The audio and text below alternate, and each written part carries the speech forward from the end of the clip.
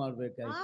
దేవుడే మనకు ಆ తీర్పు ದೇವರೇ ನಮಗೆ ತೀರ್ಪು ಮಾಡಿಲ್ಲ. ఆ దేవుడే మనకి తీర్పు ಆ ದೇವರೇ ఇవ్వలేదు. ಕ್ಷಮಿಸುವ ఆ ಗುಣವನ್ನು దేవుడే ತೋರಿಸಿ. మనము క్షమించే గుణం హల్లెలూయా.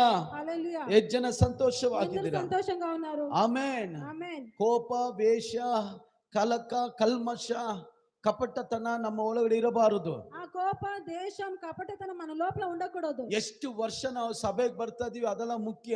మనము ఎన్ని రోజుల నుంచి సంఘానికి వస్తాం అది ముఖ్యం కాదు. ಎಷ್ಟು ನಮ್ಮ ಒಳಗಡೆ ಇರುವಂತ ಈ ಏನಂತಾರೆ ಕೆಟ್ಟ ಗುಣಗಳು ಎಷ್ಟು ಹೊರಗೆ ಹೋಗಿದೆ, మన లోపల ఉండే చెడ్డ గుణాలు ఎంత అవతలికి పోయిందో, ಎಷ್ಟು ಬದಲಾಗಿದ್ದೀರಾ? మనం ఎంత బదలైనామో. ನೀನ್ ಎಂತಿ ನಿನ್ನ ನೋಡಿ ಹೇಳಕ್ಕಾಗತ್ತಾ ಬದಲಾಗಿದ್ದಾರೆ? నీ భార్య నిన్ను చూసి చెప్తుందా ನಮ್ಮ ಗಂಡ ನಮ್ಮನ್ನು ನೋಡಿ ಹೇಳಕ್ಕಾಗತ್ತ? ಎಂತಿಯನ್ನು ನೋಡಿ ಹೇಳಕ್ಕಾಗತ್ತ? ನೀನ್ ಬದಲಾಗಿದ್ದೀಯ. మన భర్త మనల్ని చూసి మనం చేంజ్ అయ్యామని చెప్పడానికి ಬಂದಿದೆ. మనం సంఘం ಪ್ರೇಯರ್ ಬಂದಿದೆ. మన ప్రార్థనకి వచ్చింది ಸೇವೆ ಮಾಡಿದ್ದು